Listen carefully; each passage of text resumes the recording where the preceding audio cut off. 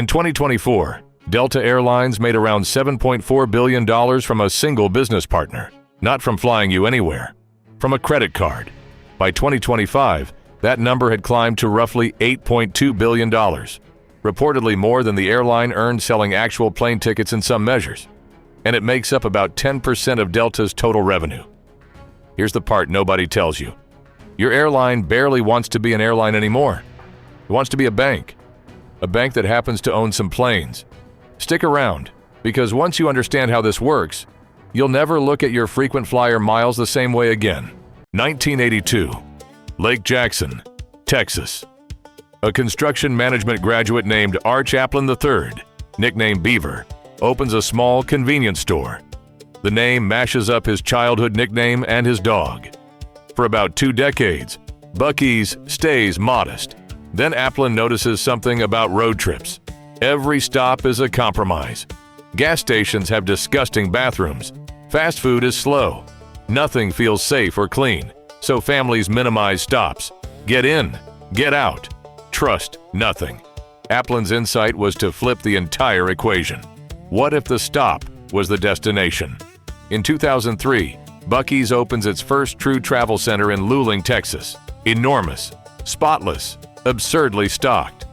The bet: if you build the one place on the highway people actually want to stop, they'll drive past 10 competitors to reach you. 20 years later, that bet produced the largest convenience store on planet Earth. But to understand why it works, you have to start where every road tripper starts: the restroom. Let's put real figures on the Delta American Express deal, because it's the clearest example on Earth. In 2024, Delta earned about $7.4 billion from its Amex partnership. In 2025, that reportedly rose to around $8.2 billion. Delta's own executives have talked about pushing it toward $10 billion a year over time. That's roughly 10% of everything Delta brings in, from one card partner. And Delta isn't alone. American Airlines has reported billions of dollars in cash from its co-brand and partner agreements with Citi. United has a massive deal with Chase. Across the industry, these card programs have become the single most reliable profit engine airlines have. Why do the banks pay so much? Because a Delta cardholder is a dream customer. They spend heavily. They're loyal. They rarely cancel, because canceling means losing their miles and status. It's estimated that Delta's co-branded card spending approaches an enormous share of total U.S. card activity. The bank makes its money on swipe fees and interest. The airline makes its money selling the miles. Everybody upstream wins. The only question left is, where does all that value actually come from? And the answer is a little uncomfortable. Here's the mechanism that makes this a money printer. When an airline sells miles to a bank, it's selling a promise of a future flight. But the airline controls the value of that promise completely. Think about it. The airline decides how many miles a flight costs. It decides when reward seats are available. It can quietly make redemptions more expensive, a process flyers grumpily call devaluation. One day a flight costs 25,000 miles. A year later, the same flight costs 40,000. The airline just printed itself a discount. Miles are essentially a private currency, and the airline is the central bank. It can issue more. It can change what they're worth. And unlike real money, there's no regulator forcing it to keep the value stable. Now here's the accounting magic. When the airline sells miles to Amex for cash, it books a big chunk of that as revenue, often before you ever fly. The cost of eventually flying you is real, but it's small compared to what the bank paid. And a slice of miles are never redeemed at all.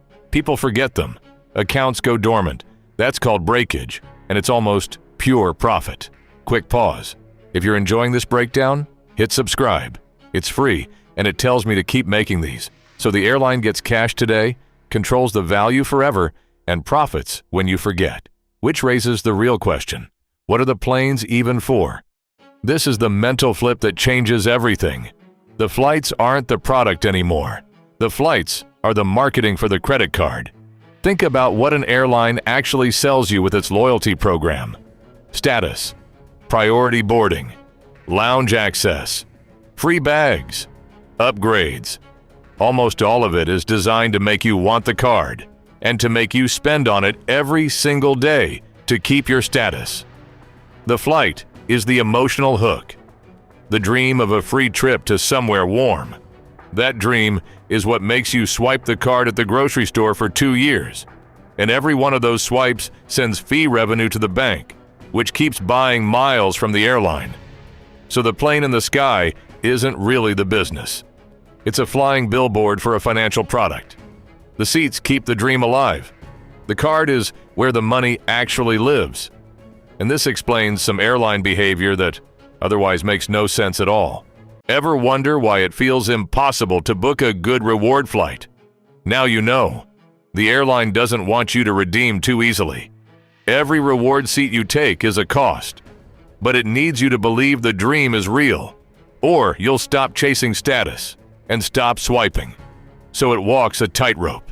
Enough reward seats to keep hope alive, few enough to protect the profit. It also explains the endless devaluations. Since the airline controls the currency, quietly raising mileage prices is like a central bank printing money. It makes your existing miles worth a little less, and there's nothing you can do about it. And it explains why airlines survive disasters that should kill them. During the pandemic, when almost nobody was flying, several airlines borrowed billions using their loyalty programs as collateral. Lenders valued those mileage programs in the tens of billions, sometimes more than the airline itself. The planes were grounded. The bank with wings kept its wings. The core business could be losing money in the air, while the financial business quietly kept the company alive.